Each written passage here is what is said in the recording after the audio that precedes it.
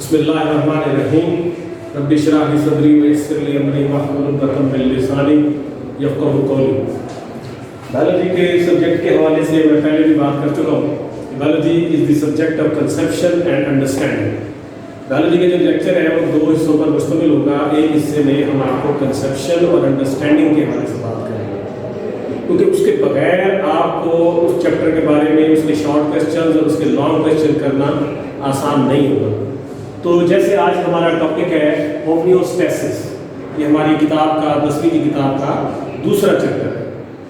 اور ہومیوسٹیسس اب آپ کو پڑھانا شروع کر دیا جائے کہ ہومیوسٹیسس کا مطلب جو ہے وہ انٹرنل انوائرمنٹ کو مینٹین رکھنا، اور اچھا جی چلو ٹھیک ہے، اب اس سے ہی بات نہیں۔ تو تھوڑا سا میں اپنے انداز سے ایک کوشش کروں گا، انشاءاللہ آپ اس کوشش کو برابر کریں گے، میری امید ہے، پکی امید ہے۔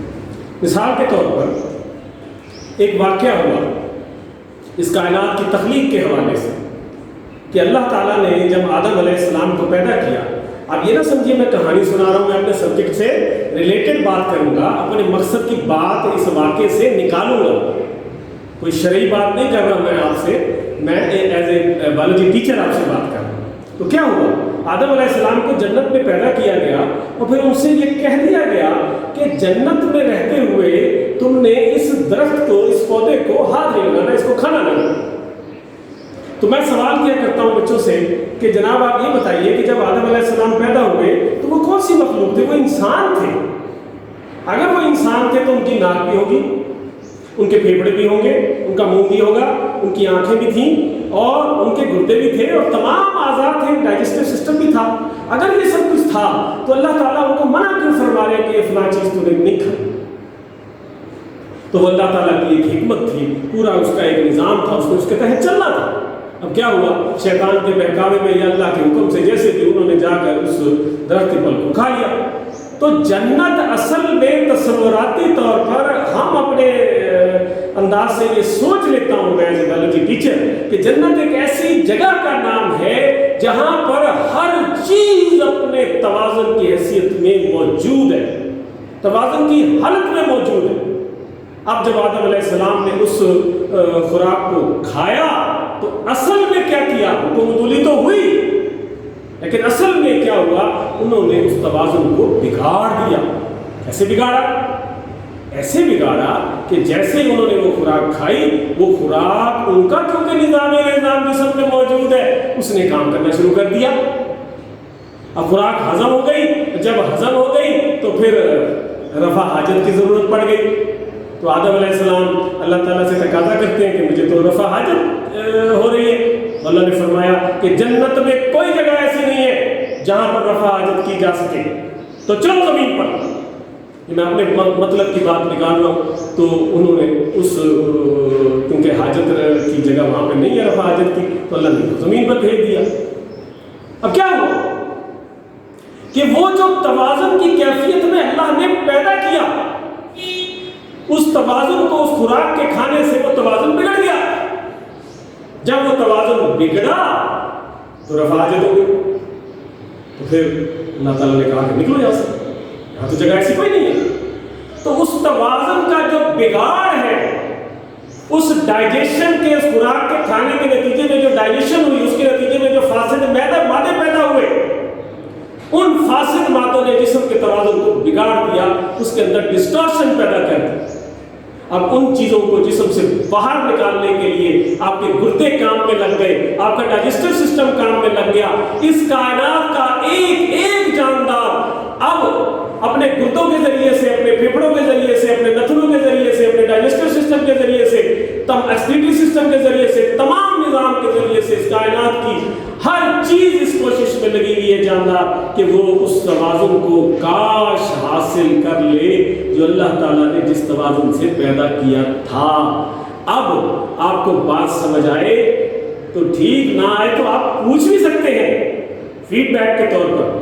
اب کیا ہوا، اللہ تعالیٰ نے ہمارے اندر نظام رکھ دیے کہ آدم تو نے یہ کر تو لیا، اب تو نے یہ فاسد مادے جسم سے کیسے نکالنے ہیں، دوسرے لفظوں میں اپنے جسم کے اندر توازن کی کیفیت کو واپس کیسے اٹین کرنا ہے۔ تو اس کے لیے ہمیں طریقے بتائے گئے۔ اس میں نمبر 1 ایک کو ہم کہتے ہیں रेगुलेशन, ऑस्मो रेगुलेशन। दूसरा थर्मो रेगुलेशन।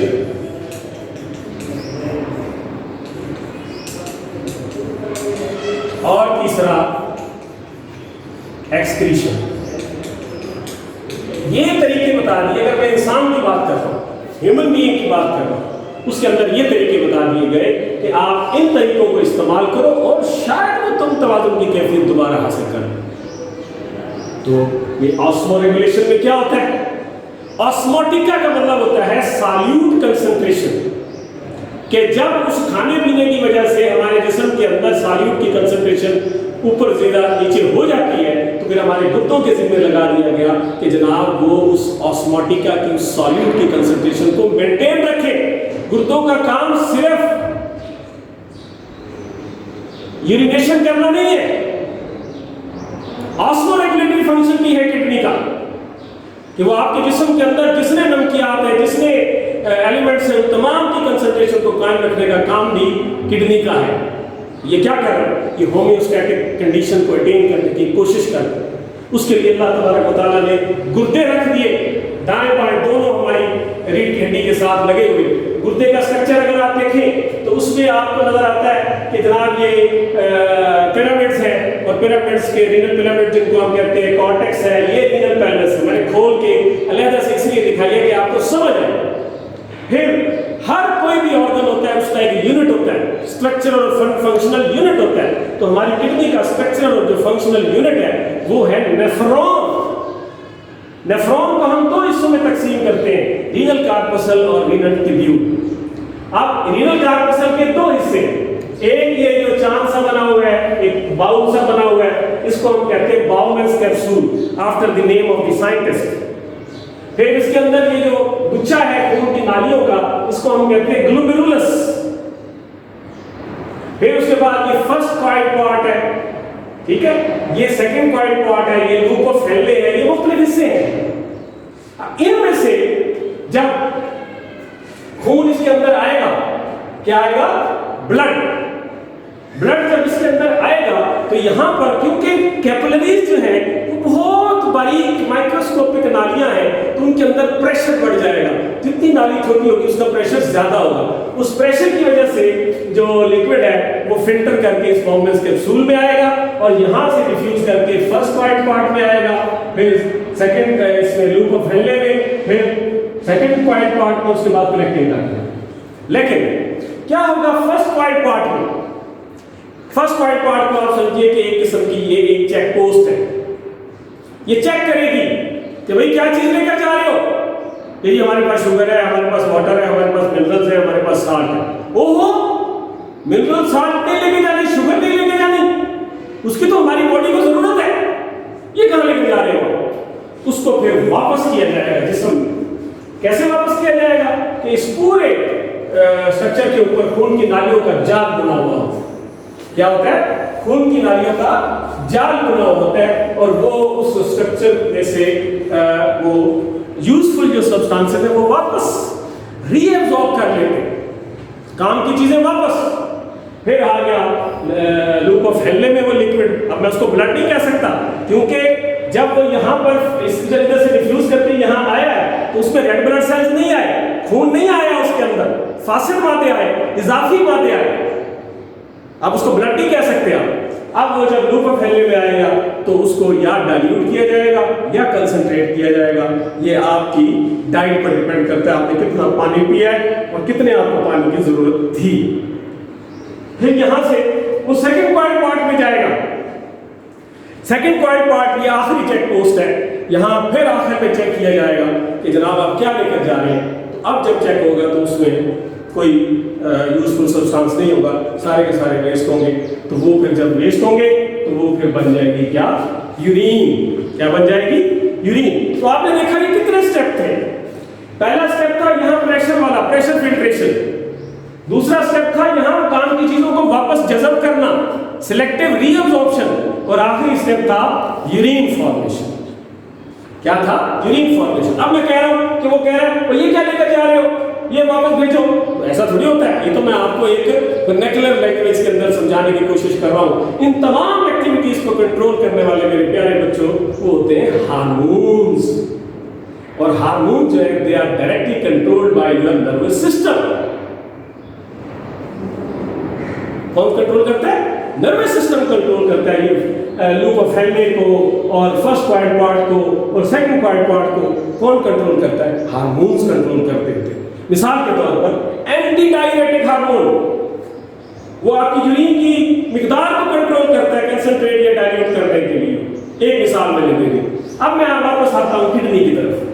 अब इस नेफ्रॉन को अगर मैं उठा के किडनी में उसकी असल पोजीशन पर रख दूं, मैट्रिक लेवल पर मैंने यही बताना है, ठीक है? तो आप देखिए यहां पर हो रही है प्रेशर फिल्ट्रेशन, सिलेक्टिव रीअब्जॉर्प्शन, ठीक है, डाइल्यूशन या कंसंट्रेशन, और ये कलेक्टिंग डक्ट लेकर आ गई क्या? यूरिन लेकर आ गई। तो वो आगे उसने किस में डाला? रीनल पेल्विस में। रीनल पेल्विस किससे जुड़ा हुआ है? यूरेटर से, और यूरेटर नीचे जाकर कहां खुल रहा है? यूरिनरी ब्लैडर में। इसमें खुल रहा है यूरिनरी ब्लैडर के अंदर। इस तरह की मिलियंस ऑफ नेफ्रॉन जो है वो एक किडनी के अंदर मौजूद है। हर किडनी 3 स्टेप को फॉलो करते हुए pressure filtration, selective reabsorption, urine formation with the help of hormones, वो यूरिन बना के रीनल पेल्विस में डालते जाएंगे, और रीनल पेल्विस जो है यूरेटर के जरिए उसको यूरिनरी ब्लैडर में जाएगी, और फिर यूरेथ्रा के जरिए से जिस्म से बाहर। ये मैंने एक एग्जांपल आपको दी है ये समझाने के लिए कि अल्लाह ताला की जात ने उस तवाज़ुन को हमारे जिस्म में कायम रखने के लिए कैसा खूबसूरत निज़ाम बनाया, सिर्फ किडनी की मिसाल में। इसी तरह अगर आप थर्मो रेगुलेशन की बात करते हैं तो आप देखते हैं कि गर्मियों में हमें पसीना आता है, और फिर उसके बाद एक ठंडक महसूस होती है, थोड़ा सा पंखा चले तो क्या होता है कि हमारी जो खून की नालियां हैं वो स्किन की सतह के ऊपर उनकी कंसंट्रेशन ज्यादा हो जाती है, ब्लड सप्लाई ज्यादा हो जाती है, इसकी वजह से पसीना आ जाता है टेम्परेचर फ्लक्चुएशन की वजह से। तो दो सूरतें होती हैं, एक होता है वैसोडाइलेशन, ये गर्मियों में होता है, एक होता है वैसोकंस्ट्रिक्शन, ये सर्दियों में होता है।